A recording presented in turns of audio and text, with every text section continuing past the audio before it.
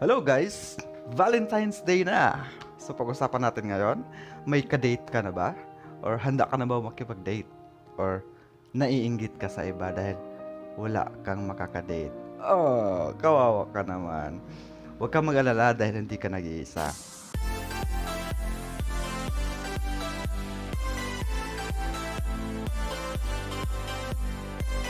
Handa ka na bang makipag-date? Uy, may date ka na ba? Maraming paraan kung gusto mo talaga makipag-date, marami dyan sa tabi-tabi. Kung wala ka talaga makaka-date, pag-isipang mabuti kung ano ang nararapat gawin o maging desisyon sa araw o sa araw ng mga puso. Karamihan sa atin, pag Valentine's Day na, parang iniisip natin na kailangan talaga may ka-date ka. Kasi nga naiinggit ka sa iba. Kasi yung iba, lalo na sa mga kalsada, sa mga park, makikita mo holding hands while walking. So maiinggit ka, may pa flowers pa, may pa chocolate pa, tapos ikaw wala, nag-iisa. Madalas pinaparinggan ka pa sa pag sumakay ka sa jeep. Oh, yung nag-iisa lang dyan, yung nag-iisa, walang kasama. Sakit, diba? Huwag kang mainggit dahil hindi ka nag-iisa. Pwede mo i-date mo parents, mga mahal sa buhay, or kung wala talaga nag-iisa ka sa lugar mo, baka may alaga kang aso. Sigurado ako mahal ka nun. Marami ako napapanood, nababasa, or online. Naghahanap sila ng makakadate.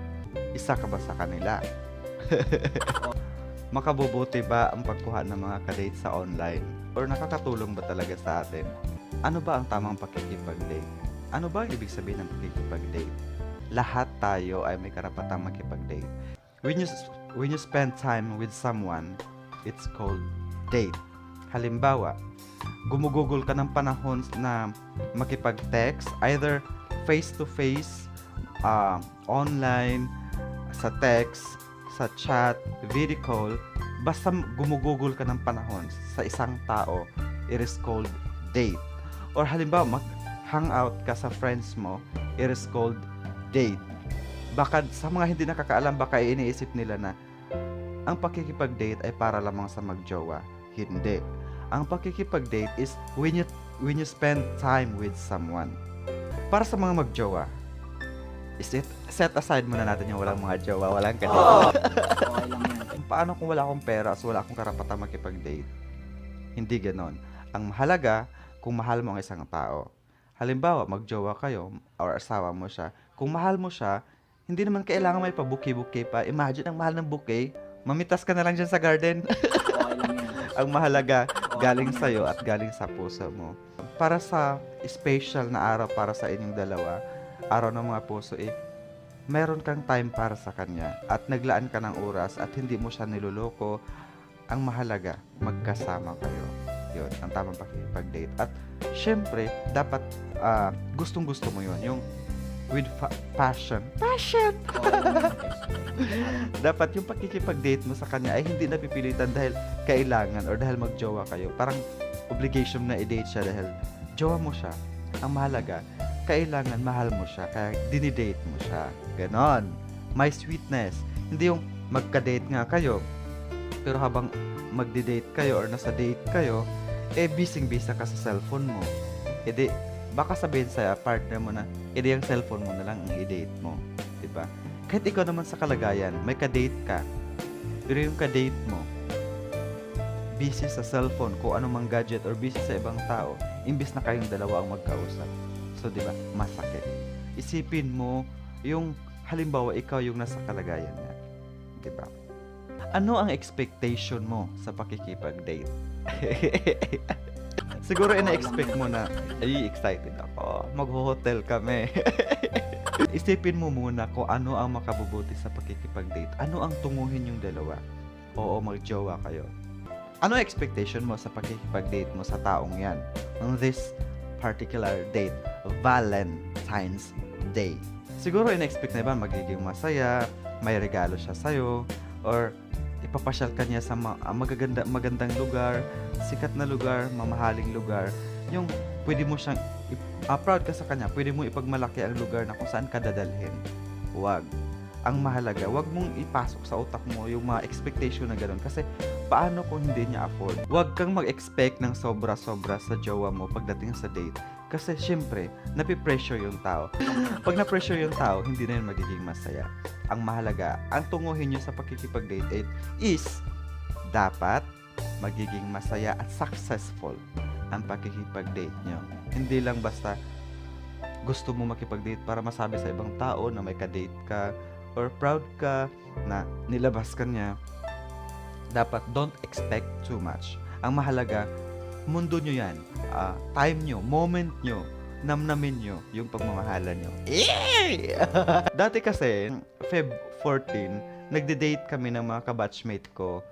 Nanood kami sa Mall of Asia ng Lollapalooza.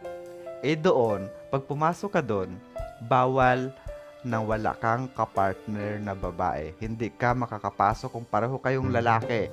Kaya ang ginawa namin, dahil nga hindi kami even, naghanap kami ng isa pa. Kasi 5 kami, dapat 6. 3 lalaki, 3 babae. Ang nangyari, 2 lang kaming lalaki. So naghahanap kami dun sa tabi-tabi para makapasok kami sa Lollapalooza. Yung Lollapalooza, para sa mga hindi nakakaalam, pagdating ng countdown, ang mangyayari niyan, nandun yung, naka-live siya sa GMA at saka sa ABS-CBN, yung kissing. May kissing scene doon at saka may mga guest na mga artista. Tapos, sasabay ka, habang nagko-concert sila, sasabay ka makipaghalikan. Pero, anong magagawa ng mga garden kung hindi ka makipaghalikan? Ang ginawa namin, sigawan lang kami, sumisigaw kami, nagtatawanan kami. Siyempre, maghalikan kami, hindi naman kami magjojowa, diba? We're just friends, and then magka-batchmates. So, tawa lang kami ng tawa. Kasi, pinafocus talaga dun sa camera, yung as in torrid kiss. Ang tagal ng torrid kissing na yun. Balik tayo sa expectation mo. Baka naman expectation mo is dalhin ka niya sa hotel. Grabe yung expectation mo magho-hotel agad. Date lang, hotel na agad. Sabagay, iba-iba tayo ng pananaw. Pwede namang, oo, kung pareho kayo na pagkasunduan. Paano kung ikaw lang yung nag-expect? Yung mahal mo is malinis yung intention sa buhay mo. Na, date muna. Date is getting to know each other. Hindi ibig sabihin pag date na is diretso sa hotel. Hindi yun malinis. Maliban na lang kung mag-asawa na kayo. Kasi ang tamang pagkikipag-date is i-date ka niya dahil mahalaga ka. I-date ka niya para paalam sa'yo na mahalaga ka sa kanya. At yun na nga, para mas makilala pa. At saka dahil nga, Valentine's Day. Kung ang na-expect mo naman is pag mag-date kayo is diretso sa hotel, paano pag hindi mangyari? Di-offend ka ngayon, malungkot ka ngayon. Parang may kulang sa date mo. Ano ba yan? Nag-expect pa naman ako na magsusogo kami. Ano ka ba? Punuan ang sogo. Punuan ang mga hotel ngayon, mga motel. Sa tabi-tabi na lang sa damuhan. For the sake na masasabi lang nila na meron silang makadate, makukuhang kadate para masabi na hindi ako single. Uy, sorry, meron akong kadate. Masabi doon sa mga tao. So may makuha ka. Either online or just sa tabi-tabi. Na kontrata mo, parang contract date. After 1 week, okay, break na tayo. Or date lang. Pero kalamitan kasi, when we say date, parang more focus natin is para sa dalawang magkasintahan or may relasyon or tinitibok na yung puso. Tinitibok? Tinitibok talaga. So, baka may nakuha kang ka-date sa online. Ang tanong, mahal ka ba ng ka-date mo or magiging ka-date mo? Paano pag hindi? Ang tanong, kilala mo ba siya? Or baka first met niyo lang, tapos nag-date niya na agad. Walang masama kung first met niyo pero yung date niyo is may limitation. Paano kung humantong sa hotel? Nagkita sila, nag-date, tapos first met, tapos diretso sa hotel. Ang tanong, mahal mo ba siya? Mahal ka ba niya? Paano after Valentine's Day? Kung nabuntis ka.